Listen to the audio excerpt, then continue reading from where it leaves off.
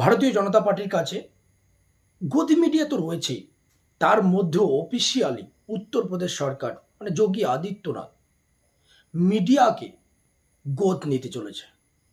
ঘটনা হলো বন্ধুরা, ইন্ডিয়ান এক্সপ্রেসের খবর অনুযায়ী ডিজিটাল মিডিয়া পলিসি, এই ডিজিটাল মিডিয়া পলিসি 2024 অনুযায়ী উত্তরপ্রদেশ সরকার সেই সমস্ত সোশ্যাল মিডিয়া কন্টেন্ট ক্রিয়েটার যারা ইউজার রয়েছে, ফেসবুক, ইনস্টাগ্রাম, টুইটার, ইউটিউবার, তাদেরকে সরকারি যে কাজকর্ম সেই সরকারি কাজকর্মের প্রচার করার জন্য মানে সরকারের হয়ে কাজ করার জন্য তাদের জন্য টাকা ধার্য করেছে। 2 লাখ থেকে 5 লাখ পর্যন্ত সর্বোচ্চ, সঙ্গে ইউটিউবারদের জন্য সর্বোচ্চ 8 লাখ টাকা পর্যন্ত ঘোষণা করেছে। এখানে সরকারের হয়ে তাদের সরকারের যে কাজকর্ম, সরকারের হয়ে কথা বলতে হবে। পরিষ্কার কথা হচ্ছে, সরকারের যেটা পছন্দ হয় সেই সমস্ত কথাগুলোই বলতে হবে। এই জায়গাটায় স্পষ্ট যে প্রশ্নটা আসছে, যে বিষয়টা দাঁড়াচ্ছে সেটা হলো, সরকার আইটি সেলকে মানে দলের আইটি সেলকে এখন সরকারের টাকা দিয়ে মানে পাবলিকের টাকার মাধ্যমে পুষতে চলেছে, গোদ নিতে চলেছে। এই জায়গায় প্রিয়াঙ্কা গান্ধী কিন্তু কড়া প্রহার করেছে, মানে তীব্র প্রতিবাদ করেছে। আমি প্রিয়াঙ্কা গান্ধী বাড্রা কি বলেছে আমি পড়ে শোনাবো। প্রিয়াঙ্কা গান্ধী বলেছে, রাতকে দিন বলতে বললে দিন বলবে, আর দিনকে রাত বলতে বললে রাত বলবে। বলেছে এখানে যে এই পলিসিতে কি সেটা আছে যে যেখানে একটা কোন মহিলার যে আওয়াজ, সেই আওয়াজটা কি রয়েছে এখানে, বা আওয়াজ তোলার জায়গাটা রয়েছে। তৎসঙ্গে বলেছে যে 69,000 শিক্ষক ভর্তির যে দুর্নীতি বা ঘোটালা, সেই ঘোটালার আওয়াজ তোলার জন্য কি এখানে কোনো জায়গা রয়েছে। তৎসঙ্গে বলেছে যে ভারতীয় জনতা পার্টির যে নিজের বিধায়ক এবং নিজের যে এমপি রয়েছে বা নেতা রয়েছে, তারা যে সরকারের বিরুদ্ধে বিভিন্ন রকম পোল খুলছে, সেই খোলার জায়গাটা এখানে রয়েছে। তো আবারও বলছে যে এখানে রাতকে দিন এবং দিনকে রাত বলার যে প্রক্রিয়া, সেই প্রক্রিয়ার দ্বারা কি একটা এমন পদ্ধতি করা হচ্ছে যে যেখানে ভারতীয় সংবিধানের লোকতন্ত্রকে গলা দাবিয়ে দেওয়ার চেষ্টা করা হচ্ছে, মিডিয়ার আওয়াজকে বন্ধ করার প্রক্রিয়া চালানো হচ্ছে। প্রদেশ সরকার যদি রাতকে দিন বলতে বলে তাহলে দিন বলতে হবে, এবং দিনকে যদি রাত বলতে বলে তাহলে রাত বলতে হবে। মানে সরকারের হয়ে যারা কথা বলবে, সরকারের পক্ষে যারা কথা বলবে, সেই সমস্ত সোশ্যাল মিডিয়া কন্টেন্ট ক্রিয়েটারদের উত্তরপ্রদেশ সরকার সরকারি টাকা বরাদ্দ করবে।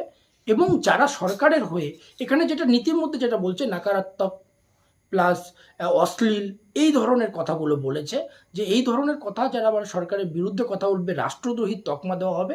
এতে কি বলা হয়েছে, ঠিক যেরকম ব্রডকাস্টিং সার্ভিস বিলের যেটা বলা হয়েছিল ঠিক একই রকম, সেটা তো বিরোধীদের তীব্র প্রতিবাদ এবং তৎসঙ্গে গদি মিডিয়া অবশ্যই নয়, অন্য যারা সাংবাদিক ছিল, পত্রকার ছিল, মিডিয়া পার্সন ছিল, তাদের বিরোধিতার কারণে সেই ব্রডকাস্টিং বিলটাকে সরকার তুলে নিতে বাধ্য হয়েছে। কিন্তু একই রকম প্রণালীতে মানে একই রকম ধারা নিয়ে উত্তরপ্রদেশ সরকার সেটাকে অফিসিয়ালি ডিক্লেয়ার করছে। এই জায়গাটায় প্রশ্ন এটা ওঠা স্বাভাবিক যে সরকার কি করে জনসাধারণের টাকা দিয়ে, মানুষের টাকা দিয়ে, সরকারি টাকা দিয়ে নিজের যে দলীয় যে আইটি সেল, সেই আইটি সেলকে সরকারিভাবে টাকা বরাদ্দ করতে পারে বা তাদেরকে পুষতে পারে, গোদ নিতে পারে। এই জায়গাটা প্রশ্ন ওটা স্বাভাবিক। এবং স্বাভাবিকভাবে আপনাদের নিশ্চয় মনে আছে, সুরেশ রানা একজন সাংবাদিক, উনি উত্তরপ্রদেশ সরকারের এক মন্ত্রীকে শুধুমাত্র কিছু প্রশ্ন করেছিল, এই কারণে বেচারাকে জেল খাটতে হয়। আমি সেই ভিডিওটা আপনাদেরকে দেখাবো। आपका गाँव है नहीं, मेरा अपना गाँव है। तो आपने कहा था कि मैं बुधना खंडुआ जो मेरे एरिया में आता है, इसे मैं गोद ले रही हूँ, और आपने मंदिर पर खड़े होकर शपथ ली थी कि ये गांव मेरा है और मैं इस गांव की हूँ।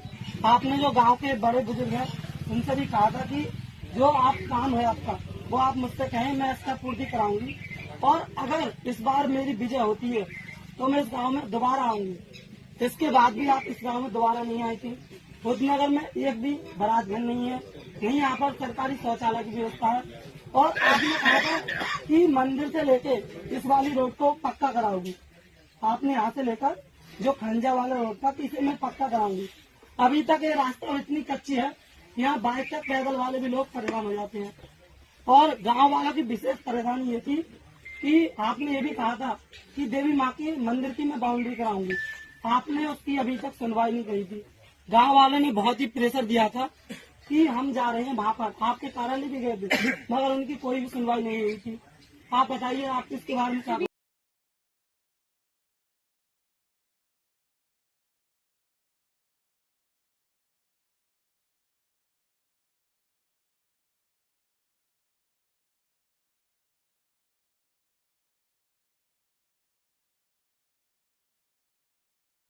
আরও একটি আমি আপনাদেরকে দেখিয়ে দিচ্ছি। Pawan Jaiswal mid day meal নিয়ে, উত্তরপ্রদেশের মিড ডে মিল পরিষেবা নিয়ে প্রশ্ন করেছিল। এই কারণে পরবর্তী সময় এই সাংবাদিককে এতটা পরিমাণ হ্যারেস করা হয়েছিল, তাকে বিরক্ত করা হয়েছিল, তাকে বিভিন্নভাবে টর্চার করা হয়েছিল, যে যদিও পরবর্তী সময় ক্যান্সারের কারণে এই সাংবাদিক মারা যায়। কিন্তু প্রশ্ন তো ওটা স্বাভাবিক। তৎসঙ্গে আমি আর একটা ফুটেজ আপনাদেরকে দেখাবো, যে স্মৃতি ইরানি তখন কেন্দ্রীয় একজন মন্ত্রী ছিল। স্মৃতি ইরানিকে এক সাংবাদিক প্রশ্ন করার কারণে স্মৃতি ইরানি কিভাবে সেই সাংবাদিককে উত্তর দিয়েছিল। क्षेत्र का अपमान मत करो, तुम भास्कर से हो तो क्या? नहीं मैम, भास्कर से कोई मतलब नहीं अपमान करने वाली को। दैनिक भास्कर से आप हो, सबसे मुखर सांसद और एक मैं मुखर जानती नेता हूँ हैं क्या हूँ, जी। लेकिन दैनिक भास्कर से हो तो सलोन विधानसभा मेरी विधानसभा जी, है, जी, जी, लोकसभा जी। क्षेत्र की। जी। आप अपमान मत करो। जी लेकिन मैम अगर आप इस क्षेत्र में आई हैं तो फिर मेरे क्षेत्र के दो लोग शब्द का बोल दिया अपमान दीदी, मत दो करिए। शब्द नहीं मैम आप मेरे क्षेत्र का अपमान कर दे पत्रकार होते हुए। नहीं नहीं नहीं आपके क्षेत्र का अपमान नहीं हो रहा, लेकिन आप पहली बार ऐसा कर रही हैं तो इसलिए आपसे मैं कह रहा हूँ, मतलब आप दो शब्द बोल दिए दो शब्द दीदी, बोलना नहीं दो चाह शब्द। रही हैं।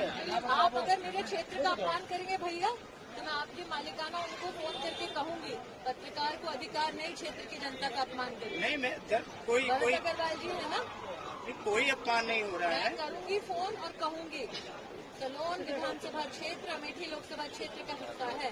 जी, मेरी जी। क्षेत्र की जनता का अपमान मत करिए। आप होंगे बड़े रिपोर्टर, लेकिन आपको जनता का अपमान करने का अधिकार नहीं।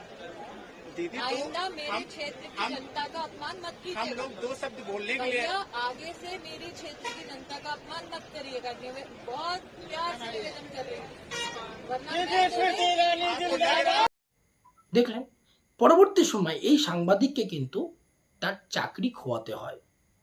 এই যে একটা প্রবণতা, যে সাংবাদিক বা যারা কন্টেন্ট ক্রিয়েট করে, তারা যদি সরকারের হয়ে কাজ করে বা সরকারের হয়ে প্রচার করে, দেশের অন্য কোথাও কী সমস্যা চলছে বা প্রদেশের কোথায় অন্য কী সমস্যা চলছে, সেগুলোকে তুলে না ধরে শুধুমাত্র সরকারের হয়ে বললে, সেখানে সরকার পাবলিকের টাকা দিয়ে পাবলিকের আওয়াজকে দাবিয়ে দেবে, নচেত তাদেরকে জেল পর্যন্ত নিয়ে যেতে পারে, তাদের বাড়িতে যখন তখন পুলিশ ঢুকতে পারে, তাদের যে ইনস্ট্রুমেন্ট রয়েছে সেই ইনস্ট্রুমেন্টকে বাজেয়াপ্ত করতে পারে।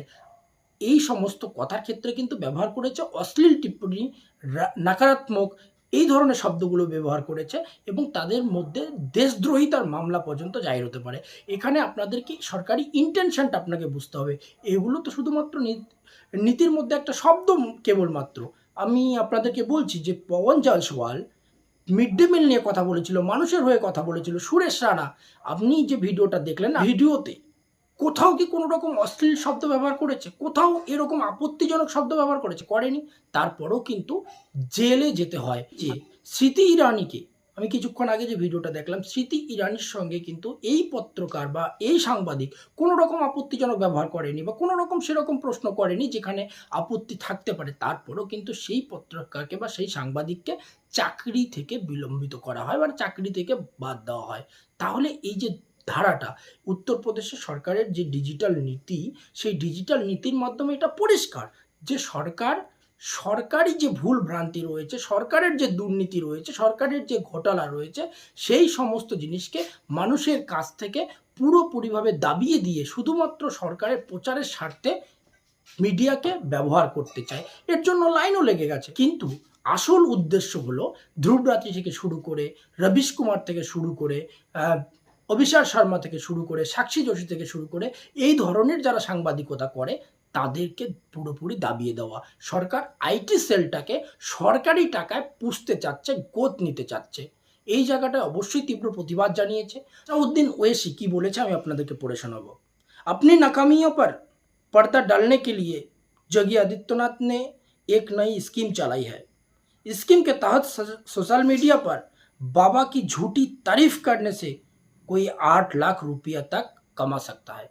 মানে কি বলেছে বাংলা, সহজ বাংলায় আমি বলে দিচ্ছি, যে যদি সরকারের প্রশংসা করে তাহলে 8 লাখ টাকা পর্যন্ত से इनकम करते पारे। अगर अपने बाबा या उनकी पार्टी का कानूनी विरोध भी किया तो आपको राष्ट्र विरोधी घोषित कर जेल भेजा जाएगा। মানে আপনি যদি সেই যোগী আদিত্যনাথের কোনো রকম বিরোধিতা করেন তাহলে আপনাকে দেশদ্রোহী ঘোষণা করে আপনাকে জেলে পাঠানো হবে।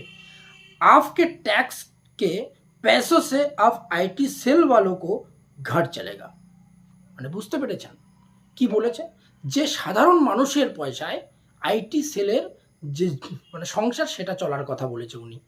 এই জায়গাটায় ফ্যাক্ট চেক যদিও একটি ঘোষণা জারি করেছে, সেখানে বলেছে যে অভদ্র টিপ্পণী করে কাউকে যে আজীবন কারাবাসের কথাটা বলেছে, সেই কারাবাসের ঘটনাটা কিন্তু পুরোপুরিভাবে ফেক বলেছে। কিন্তু প্রশ্ন তো উঠবেই, কারণ বিগত দিনে সরকার এই ধরনের ইন্টেনশন রেখেছিল যে সোশ্যাল মিডিয়া যে ব্রডকাস্ট সার্ভিস বিল, সেই ব্রডকাস্ট সার্ভিস বিলের মাধ্যম দিয়ে যে যারা নিরপেক্ষ সাংবাদিকতা করে, যারা সরকারের বিরুদ্ধে কথা বলে বা সরকারের ভুল ভ্রান্তিগুলোকে ধরিয়ে দেয়, তাদেরকে দাবানোর প্রচেষ্টা করেছিল। কিন্তু বিরোধীদের তীব্র প্রতিবাদে এবং সাংবাদিকদের তীব্র প্রতিবাদের কারণে সেই সরকার ব্রডকাস্ট সার্ভিস বিলটাকে তুলে নিতে বাধ্য হয়। কিন্তু একই রকম কায়দায় উত্তরপ্রদেশ সরকার সরকারি টাকায় এই ধরনের কাজ করতে চাচ্ছে, যেখানে পরিষ্কার এই জিনিসটা বোঝা যাচ্ছে যে সরকারের প্রশংসাই শুধুমাত্র করতে হবে, সরকারের ভুল ভ্রান্তি তোমাকে ধরিয়ে দেওয়া যাবে না।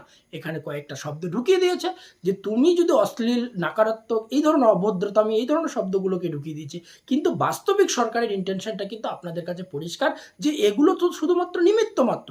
আসলে হচ্ছে সরকার চায় যে যারা সরকারের বিরোধিতা করে, সরকারের ভুল ভ্রান্তিগুলোকে ধরে, সরকারের দুর্নীতিগুলোকে ধরে, যারা সাধারণ মানুষের আওয়াজটাকে তোলে, তাদেরকে দাবানোর চেষ্টা করছে। মানে এই কারণেই কোনো জায়গায় দেখা যায় যে সরকার ধীরে ধীরে ডিক্টেটরশিপের দিকে যাচ্ছে। এটা অবশ্যই এই কায়দাগুলো সোশ্যাল মিডিয়াকে বন্ধ করতে চাচ্ছে, মিডিয়ার আওয়াজ দাবাতে চাচ্ছে, মিডিয়ার গলা টিপে ধরতে চাচ্ছে। অবশ্যই প্রশ্ন উঠবে। ধন্যবাদ বন্ধুরা, আপনারা দেখলেন দ্য ট্রেন্ডিং টপিকস।